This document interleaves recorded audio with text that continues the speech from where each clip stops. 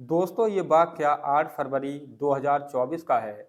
उत्तराखंड का एक जिला लगता है नैनीताल और नैनीताल का एक शहर लगता है हल्द्वानी और हल्द्वानी में एक जगह लगती है बनभूलपुरा। दरअसल बनभूलपुरा में 8 फरवरी 2024 को पुलिस की टीम अतिक्रमण हटाने के लिए जाती है और अतिक्रमण हटा ही रही होती है तो रास्ते में एक मस्जिद और मदरसा भी आ जाता है और उसे हटाने का वहाँ की जो पब्लिक और भीड़ होती है वो विरोध कर रही होती है। इस दौरान पुलिस और भीड़ के बीच में हिंसा हो जाती है और हिंसा इस कदर भड़क जाती है कि वहाँ का माहौल बेकाबू हो जाता है। एक तरफ पुलिस गोलियां चला रही होती है तो एक तरफ लोग पत्थर चला रहे होते हैं। आमने सामने जब पुलिस और भीड़ होती है तो उस दौरान हिंसा में लगभग 5 लोगों की मौत हो जाती है और 200 से ज़्यादा लोग घायल हो जाते हैं। इसी कहानी में एक कत्ल किया जाता है, इसी हिंसा में एक कत्ल किया जाता है और उसे हिंसा का रूप देने की कोशिश की जाती है कि इस व्यक्ति की जो मौत हुई है वो इसी हिंसा के कारण हुई है। जब पुलिस इस केस का खुलासा करती है तो हैरान कर देने वाला मामला सामने आता है कि एक व्यक्ति की हत्या कर हिंसा की जगह बनभूलपुरा में फेंक दी जाती है और उसे हिंसा में मौत का रूप दे दिया जाता है।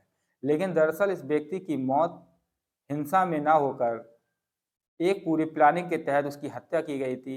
जब इस कहानी को आप सुनेंगे तो आप भी हैरान हो जाएँगे। जब अखबारों के माध्यम से ये खबर जब सामने आई तो लोगों के भी हाथ-पैर फूल गए और आँखें फटी की फटी रह गईं। दरअसल 8 फरवरी 2024 को जो लोग मारे गए थे उनको पोस्टमार्टम के लिए पुलिस भेज देती है और जो घायल होते हैं उन्हें अस्पताल में भेज दिया जाता है।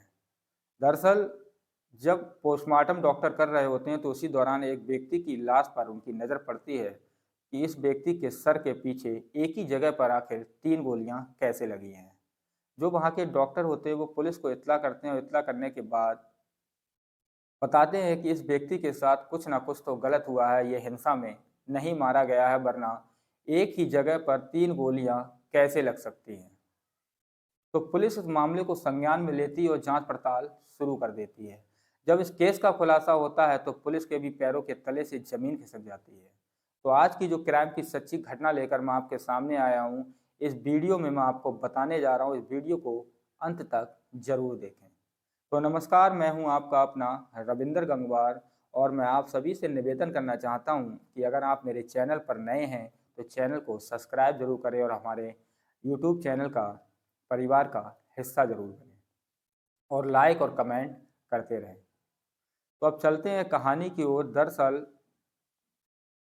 उत्तराखंड का नैनीताल जिला और जिले में एक शहर है हल्द्वानी। हल्द्वानी में बनभूलपुरा एक जगह है, वहाँ पर इस व्यक्ति की हत्या कर दी जाती है। इस व्यक्ति का नाम प्रकाश कुमार होता है और इसकी उम्र लगभग 25 वर्ष होती है और ये व्यक्ति बिहार के एक जगह लगती है भोजपुर और भोजपुर का एक गांव लगता है छिने, वहाँ का रहने वाला होता है। इसके परिवार में 7 लोग होते हैं, माँ बाप और 5 बहनें और छठा व्यक्ति ये खुद होता है और बड़ा घर का बेटा होता है। ये 6 फरवरी 2024 को अपने घर से निकलता है और 10 फरवरी 2024 को उसके घर वालों को उसकी मौत की सूचना मिलती है कि आपके बेटे की हिंसा में मौत हो गई है।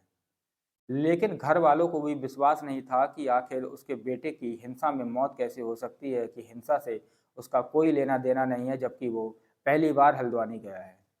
तो पुलिस भी इस मामले की जांच गंभीरता से करती है। तो जब केस का खुलासा होता है, जो वहाँ के एसएसपी होते हैं, जब वो प्रेस कॉन्फ्रेंस करने के बाद केस का खुलासा करते हैं तो बताते हैं कि अब से 3 साल पहले लगभग ये जो प्रकाश कुमार नाम का व्यक्ति होता है, ये बिहार से सितारगंज, जो उधम सिंह नगर जिला होता है, उसी का एक क्षेत्र होता है, वहाँ पर नौकरी करने आता है, मजदूरी करने आता है।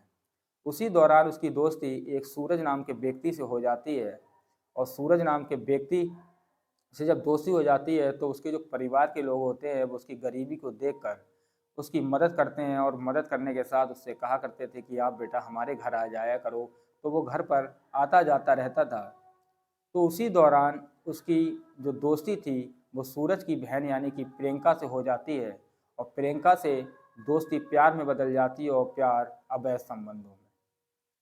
दरअसल वो व्यक्ति जिसका नाम प्रकाश कुमार होता है वो प्रियंका नाम की लड़की से संबंध बना लेता है और जब उन्हें मौका मिलता था तो वो आपस में शारीरिक संबंध बनाया करते थे, काफ़ी करीब आ चुके थे। जहाँ भी जाते थे शारीरिक संबंध बनाते थे। तो इसी बात की संबंध बनाते हुए उस प्रकाश कुमार ने उसके कुछ फ़ोटो और वीडियो जो नग्न अवस्था में थे, वो अपने कैमरे में यानी कि मोबाइल में कैद कर लिए और कैद करने के बाद वो बिहार वापस चला जाता है।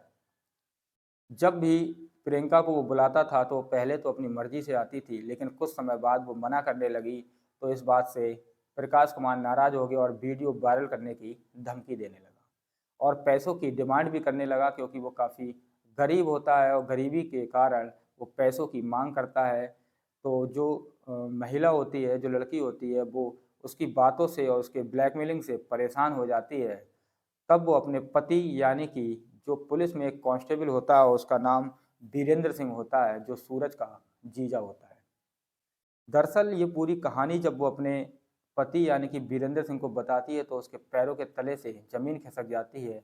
दरअसल जो ये प्रियंका होती है, ये 3 साल पहले भी शादीशुदा होती है और शादीशुदा महिला जब प्रकाश कुमार से शारीरिक संबंध बनाने लगती है तो उसी दौरान उन दोनों में प्रेम प्रसंग हो जाता है और वो नग्न अवस्था में फ़ोटो भी खींचा करते थे, जिसका फ़ायदा प्रकाश कुमार उठाना चाहता था। फिर एक प्लानिंग बनाई जाती है जिसमें सूरज, वीरेंद्र और उसकी पत्नी प्रियंका और उनका एक दोस्त नईम शामिल होते हैं और प्रकाश कुमार को रास्ते से हटाने की साजिश रचते हैं। दरअसल उसे प्रियंका के द्वारा फ़ोन कराया जाता है और जो प्रकाश होता है उसे छिने गांव से, बिहार से हल्द्वानी बुलाया जाता है। जब वो हल्द्वानी आता है तो उसे लगभग 2 दिन लग जाते हैं और वो 8 फरवरी 2024 को हल्द्वानी में पहुंच जाता है। जब ये व्यक्ति हल्द्वानी पहुंचता है तो पहुंचने के बाद वहां पर बनभूलपुरा एक जो इलाका होता है, वहां दंगे हो रहे होते हैं और पुलिस के जो अधिकारी होते हैं वो वायलेंस करते हैं। तो इसकी सूचना इस खटीमा निवासी वीरेंद्र सिंह जो कांस्टेबल होता है पुलिस विभाग उत्तराखंड में, उसे भी पता चल जाता है और पहले से ही उसने एक हत्या करने की प्लानिंग बना रखी थी। दरअसल जब प्लानिंग बना ली थी तो उसने जो वायरलेस पे सुना तो उसने जो अपना प्लान था वो बिल्कुल चेंज कर दिया और उसने इस हिंसा का फ़ायदा उठाकर उसकी बेरहमी से हत्या कर दी। दरअसल हत्या जब उसे बुलाया गया तो सूरज ने जब उसे बुलाया प्रियंका के द्वारा, तो इन लोगों ने जो कांस्टेबल होता है वीरेंद्र सिंह, उसने बहुत कोशिश की कि जो तुम्हारे पास वीडियो और फ़ोटो है वो डिलीट कर दो।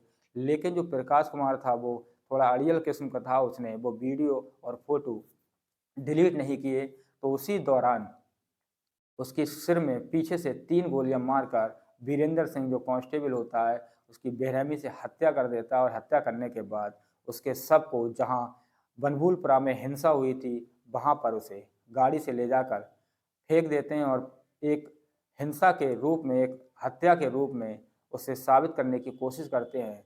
लेकिन कहा जाता है कि कितना भी क्राइम कर लो और क्राइम कभी छुपता नहीं है। फिर उसके बाद पुलिस इस मामले की जब डॉक्टर बताते हैं, जांच करते हैं, जांच करने के बाद उसकी जो सीडीआर होती है वो खंगाली जाती है। तो पता चलता है कि उसके सीडीआर का एक नंबर होता है जो सूरज नाम के व्यक्ति का होता है, जिसकी सितारगंज में उसकी दोस्ती इस प्रकाश कुमार से 3 साल पहले होती है और लगातार उसके टच में रहा होता है। जब पुलिस सूरज को उठाती है तो इस केस का एक हैरान कर देने वाला खुलासा होता है कि ऐसे साजिश के तहत इस प्रकाश कुमार की बेरहमी से हत्या की गई और हत्या को हिंसा में दिखाना उनका कर्तव्य बन गया और उन्हें अपनी जो बचने का तरीका था वो हिंसा के रूप में उन्होंने उसे वहाँ फेंक कर खुद का बचाव करने की कोशिश की, ताकि इस हत्या का खुलासा कभी जीवन में ना हो पाए। सभी को ये लगे कि हिंसा में बिहार के आए हुए व्यक्ति प्रकाश कुमार की मौत हो गई, क्योंकि डॉक्टर को ये पता था कि हिंसा में एक ही जगह पर 3 गोली कैसे लग सकती हैं। इसीलिए पुलिस ने इस मामले को गंभीरता से लिया और गंभीरता से लेने के बाद इस केस का खुलासा भी किया। दरअसल जो प्रियंका है वो फरार चल रही है और सूरज और जो कांस्टेबल वीरेंद्र सिंह और नईम को पुलिस ने हिरासत में लेकर न्यायालय में पेश करने के बाद जेल भेज दिया है। प्रियंका भी जल्द पुलिस के हाथ आ जाएगी और उसे भी आखिर जेल का रास्ता देखना पड़ेगा। हमारा उद्देश्य दोस्तों इस कहानी को सुनाना आपको परेशान करना नहीं था, ना ही आपको दुखी करना था, बल्कि आपको सचेत करना था। सतर्क रहें, सुरक्षित रहें। जय हिंद, जय भारत।